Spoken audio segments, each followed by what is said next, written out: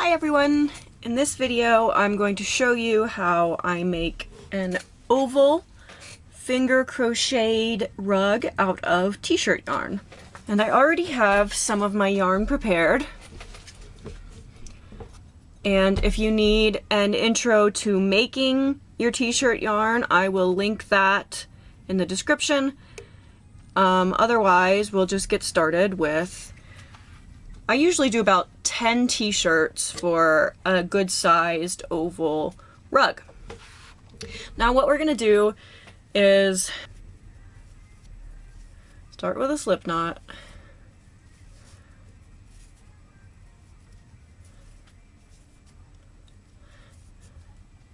And then we're gonna chain in multiples of 3 for like a bath mat or a kitchen accent rug size. I'm going to do 24 chains.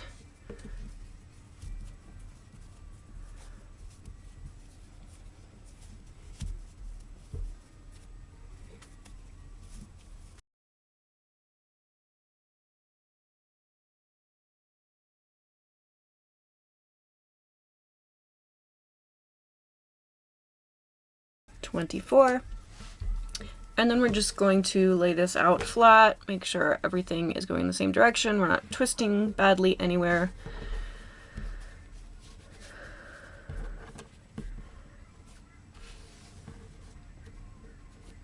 And I am going to make my rug in linked double crochet. I have a tutorial for this as well that I will link for you, and you also could make it in regular double crochet or single crochet, whatever you prefer. The linked just gives it a more joined look without the holes in between stitches. So let's get started there. We're going to put into our first stitch here, we're going to put a regular double crochet since we have nothing to link yet.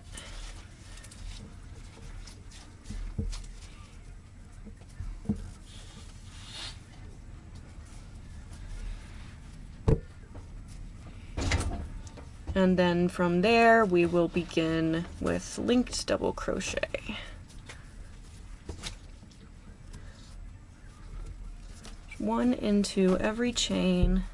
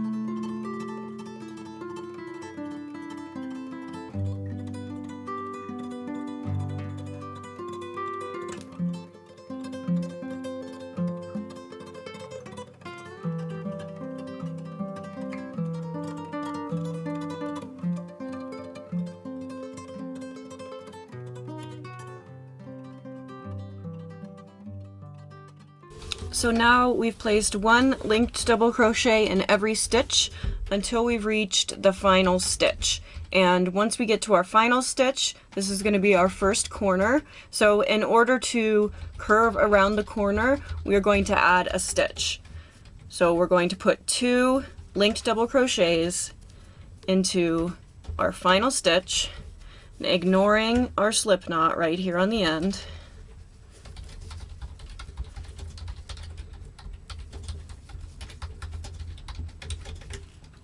There's one, and going into the same hole, there's 2.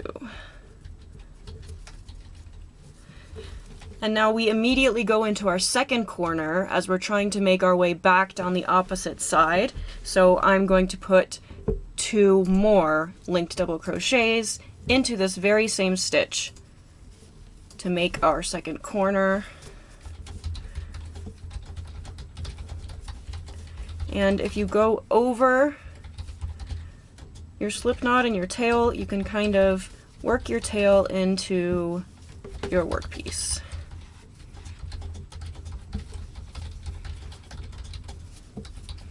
Good. So now we've got a corner here, and we're just going to work all the way back, and we're going to be putting one linked double crochet into every stitch, the same opening where we put the opposite sides linked double crochet. And if you keep this tail along your chain there, you can just work right over it. So now we've done the exact same thing back the other way. We've put one linked double crochet into every stitch until we reach the final stitch. You see, here's my slip knot, here's where I began, and this is the final stitch of that original chain. So we're going to make our third corner. So doing the same thing like we did before, I'm going to put 2 linked double crochets into this stitch.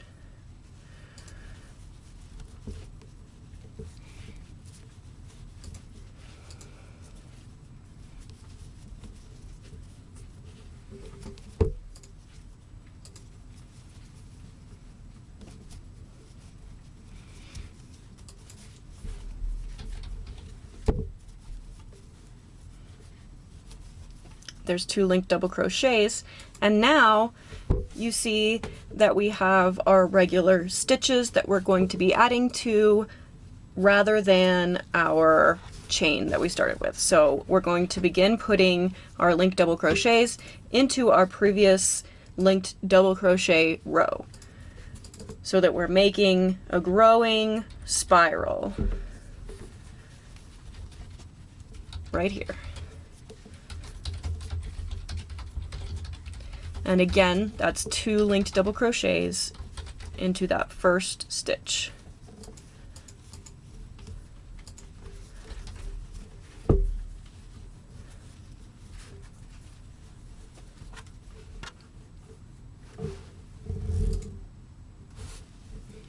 And then every other stitch on the row until the final is going to be 1 single linked double crochet. And we're just going to continue this pattern for the majority of the rug. And I'll continue showing you how it looks when I reach the end of my rows. You can place a stitch marker if you like, so you know where to do your increase, or you can just put it in about the same place every time, and that's what I usually do. Now this is the end of my row again, so I'm going to put 2 linked double crochets into this stitch. I'm going to put 1 linked double crochet into the middle stitch, and then I'm going to put 2 linked double crochets into the stitch after that.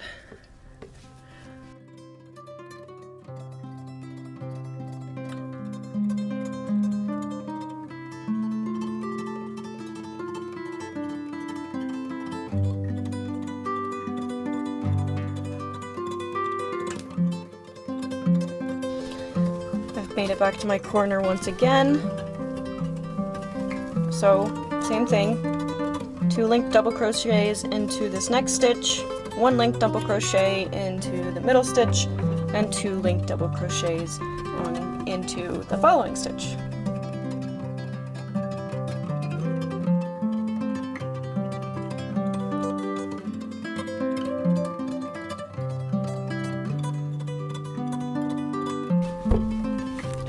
We'll work our way back around with 1 linked double crochet into every stitch.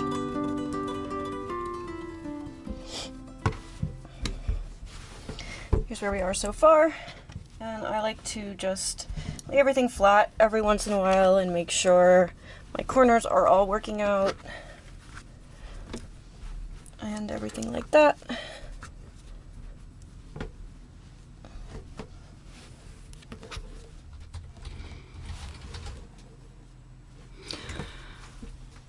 Here's the point where I'm going to add an additional increase, and this is 1, 2, it's actually my 3rd round, so 3 rows on each side, and now I'm going to be increasing by 3 every time I turn my corner. I've increased once already on the right side, and now I am crocheting along this border.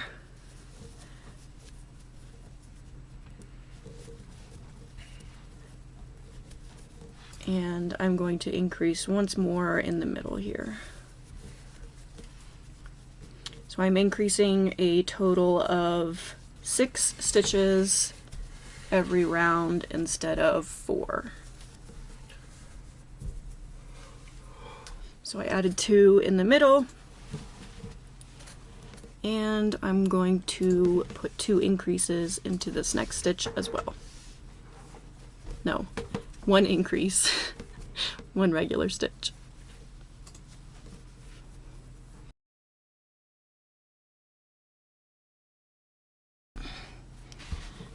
And now stretch this into place, just making sure that everything's gonna lay nicely. And you'll see now this is laying nice and flat because I have those 3 increases. And I'm going to work my way back along this side, doing the same thing when I reach the opposite corner, increasing 3 times. Something to remember is that I like to use t-shirts that have a bit of spandex and aren't 100% cotton, because you can kind of stretch them into the place that you want, and we can block this later also to help that keep its shape as well.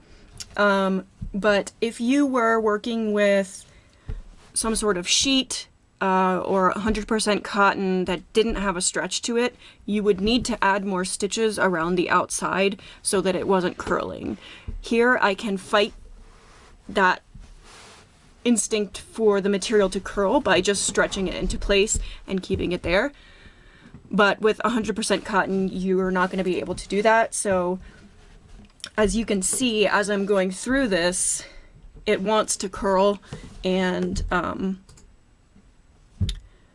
with a more rigid material, you would have to fight that by increasing rather than stretching. Okay, so now my rug is just shy of the size I want it to be. I'm gonna do one last round in my yellow tie-dye. And I'm not sure if this is gonna be enough, but hopefully it's enough that I can fill in any stitches that I don't have enough of this for with white, and it won't be too obvious, but let's see how it works out.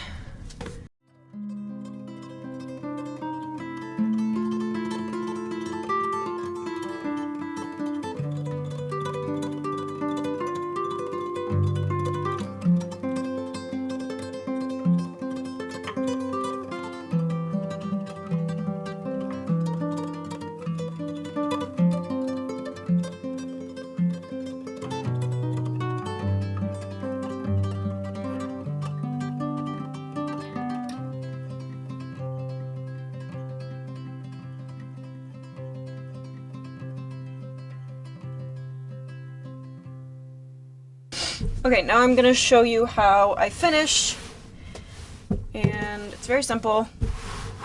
We take our final loop, this is just how we would begin a stitch, and we're going to pull that tail through, so it's not a loop anymore, it's just a tail, and then we look at our stitches here. I'm going to skip this first stitch, and then insert my finger into the second, and pull my yarn through, and then go back to my original stitch and pull my yarn through again. And once I stretch this, so it looks nice, it will lay really nicely and not show a big difference there, like a corner where I finished. And then of course I'm just going to take the back side of my yarn, and I'm going to weave in my ends just kind of following the way my stitches go so that you can't see the end that I've woven in.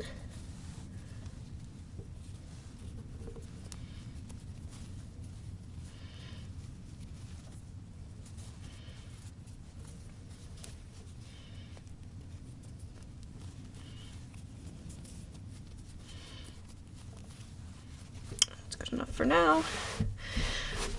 So yeah, then I just kind of stretch her into place, and